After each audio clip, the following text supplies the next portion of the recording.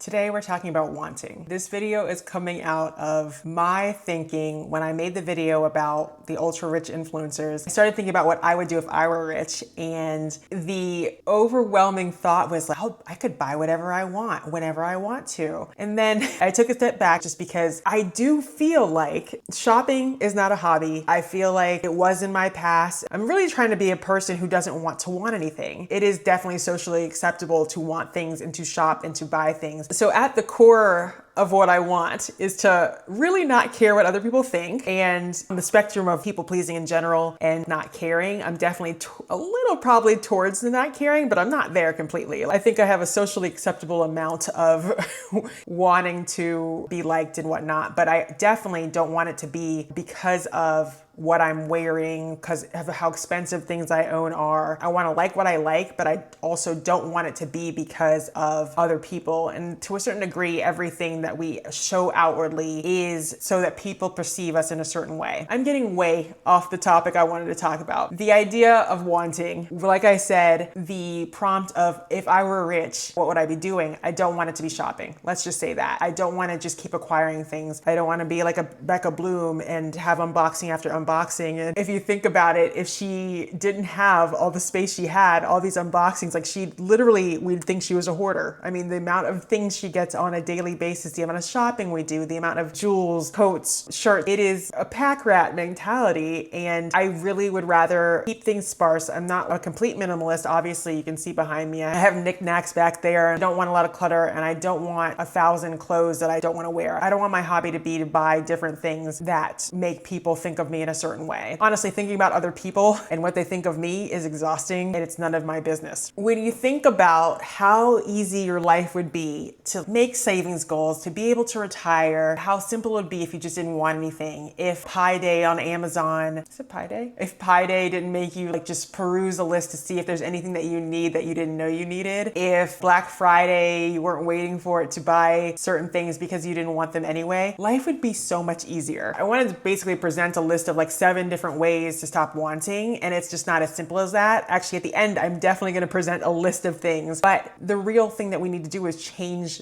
our thinking. Any other goal that we have to change our thinking. If you eat too much, if you are depressed, the key to getting around that state is your thoughts. You have to change them. So I don't want to spend too much time on this, but it has to be said, like the background, the way I perceive this issue or this part of this issue, because of course wanting is multifactorial. I have to just present the things that I'm drawing in that I think are important factors. And if there's gonna be 1,000 that I missed that you can tell me about in the comments without getting too scientific, because that's not what I wanna do. I like to just talk and not present a bunch of scientific evidence, which I guess people don't really care about these days anyway. Let's start with the quotation I found on Google. It said, the psychology of wanting is a combination of brain mechanisms like the dopamine-driven reward anticipation system and psychological factors such as basic human needs, the allure of novelty, social comparison, and the ego. I like this definition. We can break it out and talk about the little parts of it, not too long, because in previous videos I've discussed the dopamine-driven reward anticipation system. It's thinking about the shopping trip, thinking about that thing on Amazon that you have in your cart that you can't wait to buy, and how it's going to change your life, what it's going to mean as a forward-facing person in society, and you're really anticipating how it's going to make you feel. You're really anticipating how it's going to change your life and what kind of person it makes you when you are about to buy it. So that anticipation before you buy it is something that after you buy it, that dopamine rush, probably right after you purchase, is something because it's going to be yours. But then later you get it, and maybe even less than a week later, you are a little less interested and you're kind of moving on to the next thing. The ego, social comparison, we're often buying things to have yourself living your fantasy life. We are buying things to impress other people, obviously, and just to further be the people that we want people to see us as. We buy things we don't need with money we don't have to impress people we don't like. If you're shopping every day at Amazon, you're doing doing things, yes, you might need some of that stuff, but often it is just that dopamine cycle and you are trying to impress other people. And that is, I guess, from Fight Club. I didn't realize that Chuck, I don't know how to say his last name, but I didn't realize that is his quotation. And that's such a great quotation. But that kind of comes into the ego, comes into social comparison. And then that allure of novelty piece is so important because we do want the new, we want the things we've seen. We're hoping it's going to change our lives. The last one, the basic human needs piece. If you think about Maslow's hierarchy of need, you have 5 different parts of this pyramid. The base 2, money is important for them. So if we're talking about physiological needs, we need air to breathe, we need water, food, shelter, sleep, clothing. We have safety needs, right? And those are personal security, employment, resources, health, and property. So we need our own space. And of course, with our salary, with the money we make, these 2 base layers that have to be present in order to attain the other 3 layers are important. When you think about love and belonging, having friendships, family, sense of connection, I mean, even that layer, all the layers, of course, are easier with money. Esteem, respect, self-esteem, status, recognition, you can see how that can tie in to having more money. But at the core of it, if you really have self-esteem, not really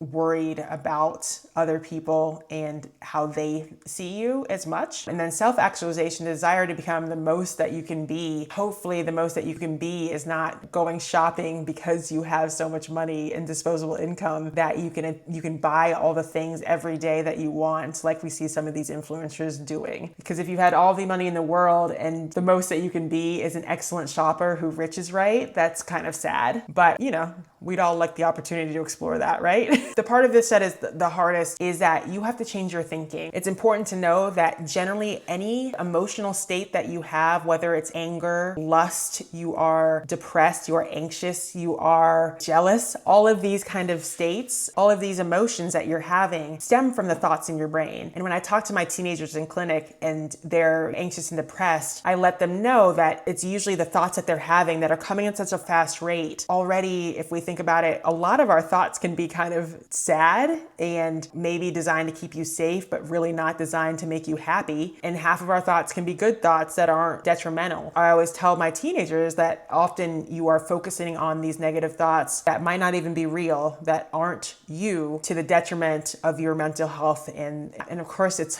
way more complicated than that. And every situation is different, but the thoughts that we're having is the basis of, I think, all depression, anxiety, happiness, whatever. So in order to get from a place of always wanting and then taking those thoughts and actually acting out on doing shopping behaviors, going shopping, you would need to change your thinking. I am going to give you some ways to get there. And of course, the last one is the most obvious, the one that you hear most often. In my life, the biggest thing is food noise. You know, I'm having thoughts like, I'm just like, I'm hungry and I don't want to fast today. I want to eat now. And for the last 2 months, I've just done that, right? The thoughts are like, I don't think you can get through this work day without having some candy from the candy drawer at work. In order to decrease that, for me anyway, I'm thinking more about how it makes me feel when I eat candy during the day. I'm thinking about how it gets me farther away from my goals. And if I keep eating this candy, I'm gonna have to buy new clothes. And God knows I don't want to spend money on clothes, right? So these kind of things are the things I'm thinking about when I am trying to think about what I want in comparison to the goals I'm having. Another thing to think about is that there's been studies done about the salary after which higher than this salary, you're not going to be happier. And it's $75,000. And when you think about the hierarchy of needs, when you think about the Google definition of the psychology of wanting, it is true that once those basic needs are met, that extra money, if you think about what I was doing in my 20s and 30s and really until I bought this house, all that extra money that I had, over probably $75,000 or whatever, all that extra money was going towards just buying things, that wanting and anticipating dopamine kind of cycle where it wasn't making me happier because I'm often buying things that I don't need. God knows that with everything you buy, it doesn't necessarily make you happier, right? So it just makes you have more things in your life to think about, want, have your dopamine cycle prompt you to think about more things that you want, and you keep going and going and going. So hopefully I've created a little bit of an understanding about wanting and how difficult it is. Like, you can tell by the kind of disjointed ideas that wanting is hard to really just lay out, and it's so multifactorial. It's just important to think about these different angles because it's going to help us think about how we can change our thinking. When you know what your thoughts are made of, what wanting is made of, you can attack it, the little parts of that definition. You can attack the way you're thinking. So the first tip is to hit bottom. I know that sounds a little weird, but hear me out. So recently I went on vacation to Yellowstone, had the best time seeing all the animals. It was amazing, the most beautiful place I've been in a while. During that time, I was hungry, okay? I was just like, I want to eat. I want to eat everything. I had huckleberry licorice. Huckleberry is just so big in that Wyoming, Montana area. So I was having candy. I was having my favorite breakfast foods. I love breakfast, right? So I wanted to have the eggs and all the breakfast meats you could ask for, but I also wanted pancakes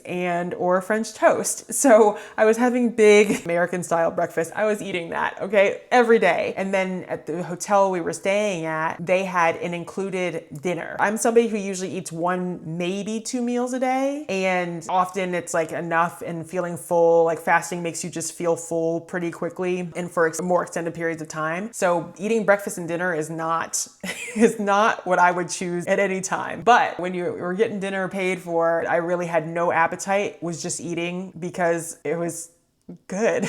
So dinner was 5 courses. I was eating, felt like all day and all night. It was all day and all night, basically. After that, we went to Yellowstone where we didn't have meals paid for. So it was a lot easier to just not eat as much. When I got home, I had done too much. I hit bottom. I was like, I don't even like food anymore. And I'm still in that right now. And it's been only like a week and a half since I got back, 2 weeks. Okay. So really not a hero. And I have really no desire, just because I know how I felt those 6 days that I was on vacation. It just felt so bad to feel full the whole time. I'm not telling you to go into credit card debt so that you don't feel like spending money anymore, because that's really not how it works. But I'm telling you to actually feel the effects of your wanting. And the effects of your wanting is that you have translated that into shopping and overspending, right? So do you have enough money to cover the bills? Do you feel that it's tight? Are you living paycheck to paycheck and now you can't do what you want to do? That's hitting bottom. Try to recognize the places where your wanting has led to spending and has basically taken away from present use happiness. So that would be number 1.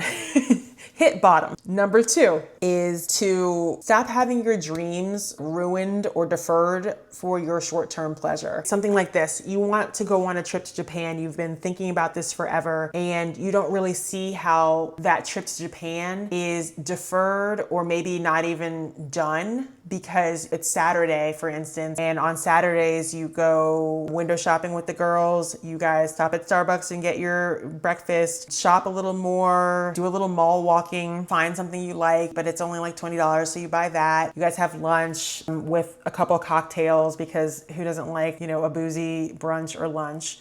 And then you go home, you do something, and maybe you order in for yourself, or maybe you go with another group of friends and you go to dinner. So spending like 5 times a day. Not recognizing the connection between how your weekly spending, your daily spending, whatever it is taking away from those giant goals that you have that are obviously expensive, but also are just less about objects and things and more about experiences. Try to connect those. If I had not spent $75 2 days over the weekend, I'd have so much more money. The next kind of goes with the second goal of not letting your daily shopping or whatever interfere with your bigger goals. Number 3 is just thinking about how your behaviors build the habit of shopping. Another way in which you grease that dopamine anticipation cycle, you're thinking about the weekend and how you get to see some people, but all the things that you do with the people that you see involve spending money. You are setting yourself up to really think that fun is spending money. And that, of course, is going to affect your thoughts and the way you are wanting more and more different experiences that involve spending money. The fourth one is to unfix your mindset. Bear with me on this one. A lot of the times we have this idea in our minds that we need a different outfit for every day of the week that we go to work. We need a different dress for every special occasion. But for me, a pediatrician who really prefers not to go out in general, I mean, I can't think of the last time I've needed to wear a dress. The last weddings I've been invited to were black tie, and that's a little too much trouble for me, so I'm not gonna do it. I'm not talking about being antisocial as a way to unfix your mindset. I'm thinking about the way in which it does not matter if you wear the same thing every day. For instance, when I first started at the clinic I work at now, I had 3 pairs of scrub bottoms that I'd rotate just like a regular top with and wear the scrub bottoms. 2 of these scrub bottoms were from residency. Those wore out very quickly. I had 1 pair of scrub bottoms that I wore, and I wore them every day. I'd take them home and wash them, wear them with a different shirt, but I wore them every day. Later, when I got some CME money, which is just what we get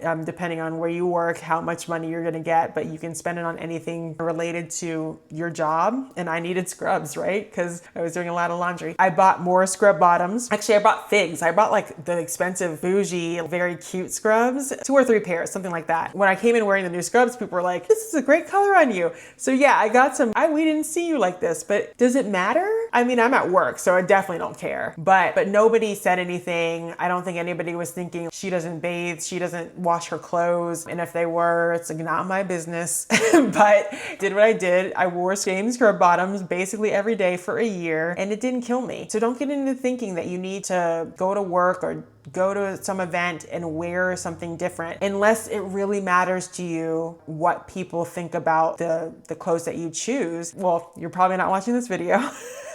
And then maybe you need this video more than ever, because our goal is to not want as heavily and have that thinking translate into not shopping as much, right? Because we have other goals. So unfix your mindset. You don't have to look different all the time. It is fine to repeat things.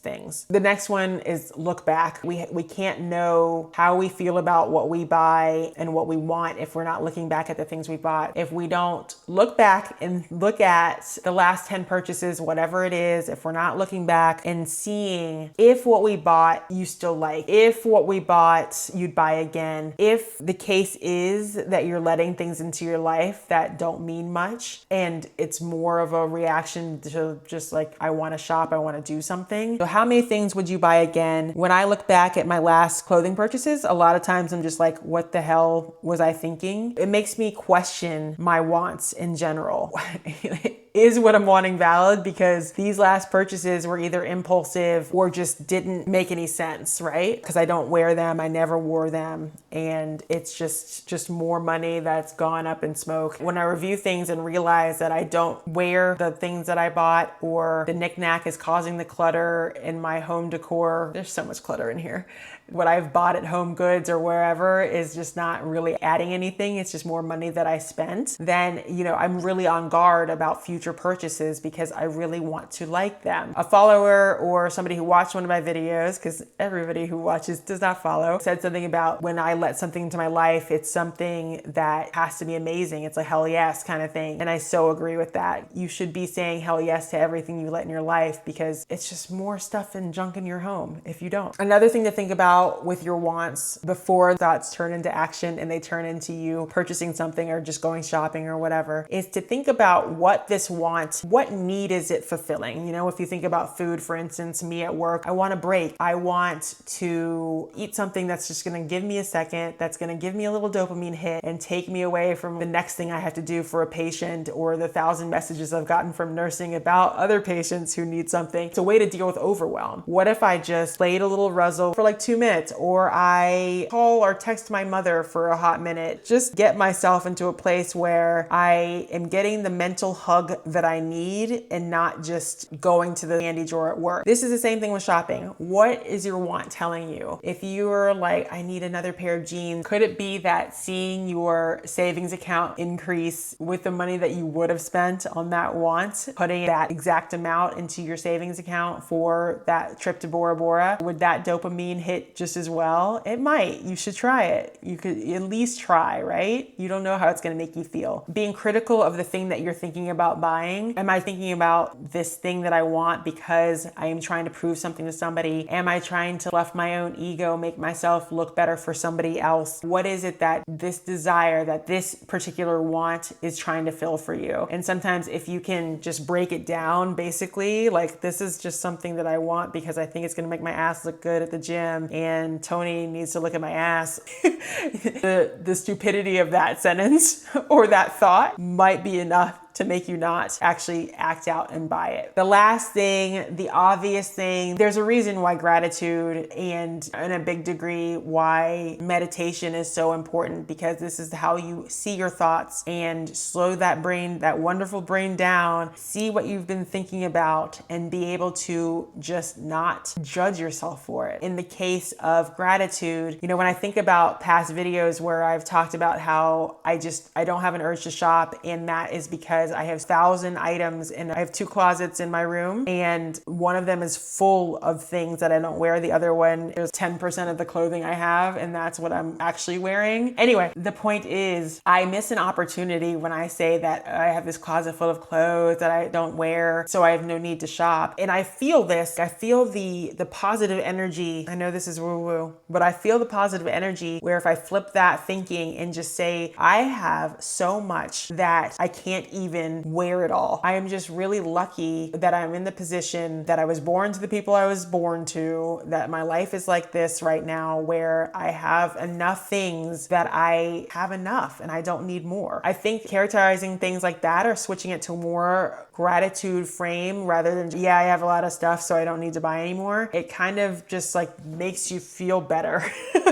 And realizing how much you have and how lucky you are to have it, it really gets you closer to loving what you have and just not feeling like you need anything else. So it shouldn't be woo-woo, because it's just so obvious how important it is to be happy with the things that are going well for your mental health and just for your ability to attract more of that into your life. It's just so important. So I would say it's also like you can't really do it wrong. Just being happy with what you have. You can't do gratitude wrong. You can't meditate incorrectly. It can be difficult, but I think some research shows that even the act of sitting down to meditate with the intention of just examining your thoughts and being not harsh with yourself and letting the thoughts come and go and redirect yourself in your breathing, it can help, just like, thinking positively about what you do have can help. So try to get into it. I do a lot of guided meditations. There's an app that I really like called Insight Timer, where they have millions of free, probably thousands of free meditations. I think it's just a good idea, even if you think you're doing it wrong, to just sit down and have the intention of meditating and to just think about all the good things in your life. Good things as in full opportunities, work that you get paid, whatever it is. And then also the good objects, things that money has allowed you to buy, even that you have so much that you don't even use, and how wonderful that is for you. I hope you have a great day.